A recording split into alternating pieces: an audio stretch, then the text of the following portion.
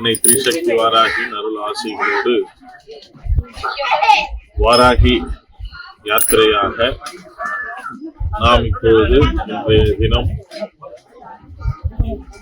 31/8/2024 இன்றைய தேதி சனிக்கிழமை அன்று நேபாள தேசத்திலே உள்ள பொக்காரா மாவட்டத்தின் தால் வாராகி என்ற சேத்திரத்திலே அமர்ந்துள்ளோம். இந்த பதிவு என்பது அனைத்து வாராகி பக்தர்களுக்காகவும் மற்றும் வாராகியை பற்றி நிறைய பேர் நிறைய விதமான கருத்துக்களை முகநூல் மூலமாகவும் யூடியூப் மூலமாகவும் சொல்பவர்களுக்காக, அவர்களை புரிய வைப்பதற்காக. ஏனென்றால் வாராகி எனும் தெய்வம் ஏதோ இப்பொழுது வந்தது போல நிறைய பேர் யூடியூபிலே கருத்துக்களை பகிர்ந்து கொண்டிருக்கின்றார்கள், எல்லாம் அறிந்ததை போல. அது அப்படி அல்ல. இந்த பிரபஞ்சம் தோன்றிய காலம் முதல் அன்னை இந்த உலகம் முழுவதும் வியாபித்திருக்கிறார் என்று நாம் பல முறை பல முகநூலிலும் பல விதமான யூடியூப் சேனலும் நாம் பகிர்ந்து கொண்டிருக்கின்றோம். அதற்கு ஒரு சாட்சியாக நாம் இப்பொழுது இங்கு அமர்ந்திருப்பது, சுற்றிலும் பார்த்தீர்களே ஆனால் ஏரி, அந்த தண்ணீர் நிரம்பிய ஏரி, அதில் மத்தியிலே அன்னை வாராகி அவர்கள் வீட்டிருக்கிறார். இந்த இடத்திற்கு பெயர் தால் வாராகி என்ற ஒரு நாமம்.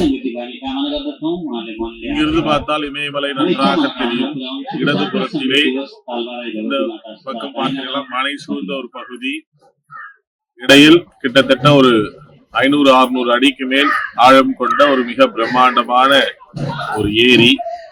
இந்த ஏரியின் மத்தியிலே அன்னை வாராகி மிகவும் கம்பீரமாக வீற்றிருக்கிறார்.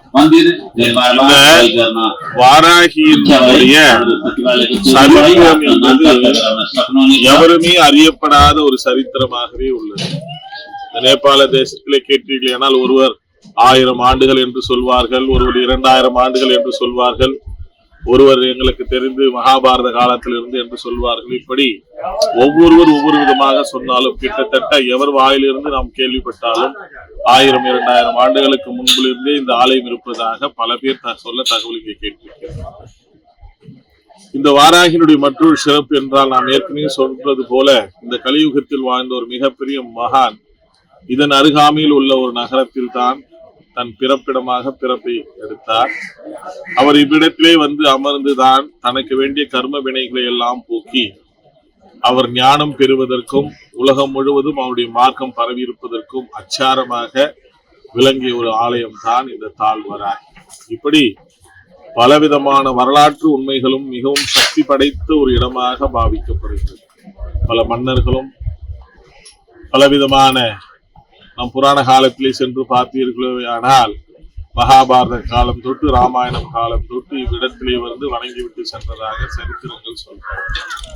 இதை ஏன் இவ்விடத்திலே நான் பதிவிட விரும்புகிறேன் என்று சொன்னால், அன்னையாகப்பட்டவள் மீண்டும் மீண்டும் நிறைய பேர் சொல்கின்ற ஒரு கருத்து, இவள் சப்த மாதர்களில் ஒருத்தி தான், இவள் கோஷ்ட தேவதை, இவள் துணை தேவதை, இவள் ராஜராஜேஸ்வரிக்கு குதிரை ஓட்டுபவள். இப்படியெல்லாம் ஒரு நிலை அவளை தாழ்த்தியும் ஒரு நிலை அவளை ஏதோ ஒரு அழுத்த நிலை தெய்வமாக நிறைய பேர் கருத்துக்கள் எல்லாம் அறிந்தது போல கருத்துக்களை சொல்லிக் கொண்டிருக்கின்றார்கள். அவர்களுக்கெல்லாம் இதுவே ஒரு சாட்சியாக நான் சொல்ல கடமைப்பட்டுள்ளேன். அன்னை பல ரூபம் தரித்தவள், பலவித நாமங்களை தரித்தவள். இங்கிருந்து அருகாமையிலே நாம் சென்று பார்த்தோமேயானால் வஜ்ரவாராகி என்கின்ற நாமத்தோடு ஒரு ஆலயம் அமைந்துள்ளது. நீலவாராகி என்கின்ற நாமத்தோடு ஒரு ஆலயம்.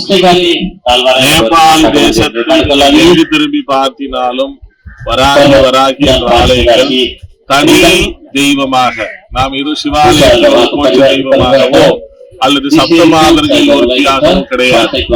எல்லா இடத்திலுமே தனி தெய்வமாக, தனி மூலஸ்தானம் பெற்ற தெய்வமாக இருந்து ஆட்சி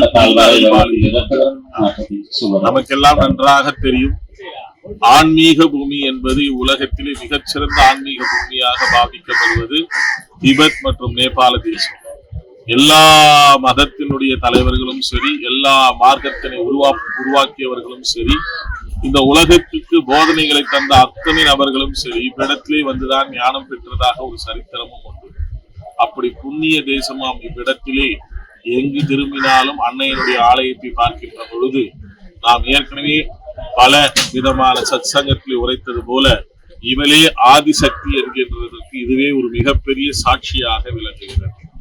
காசியிலே வீற்றிருக்கின்றால் ஆதிவாராகி. அப்போது நாம் சொன்னோம் அந்நகரத்திற்கே அவள்தான் தலைவியாக வீற்றிருக்கின்றால். பிற்காலத்தில் வந்ததுதான் காசி விஸ்வநாதர் என்று.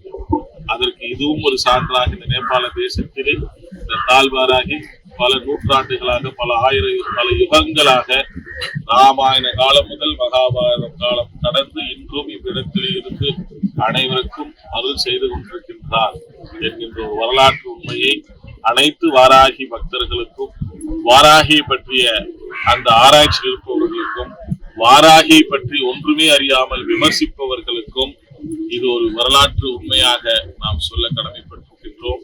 இந்த நேபாள தேசத்திலே நாம் அமர்ந்திருக்கின்ற இந்த போக்காரா இடத்திலே வீற்றிருக்கின்ற அன்னை தாழ்வாராகி அனைத்து வாராகி பக்தர்களுக்கும் நம்முடைய ஆசிகளை வழங்கி நோயற்ற வாழ்வும் வளமானதொரு வாழ்க்கையும் அளித்திட வேண்டி உங்கள் அனைவருக்காகவும் இந்த நன்னாளிலே நாமும் பிரார்த்தனை செய்கின்றோம். அன்னையின் ஆசிகள் உங்கள் அனைவருக்கும் உரிதாகுக. அன்னையின் நாமம் உலகெங்கும் ஓங்கி ஒலிக்க நாம் அன்னை வாராகியினுடைய புகழ் பாடுவோம். நமோ வாராகி.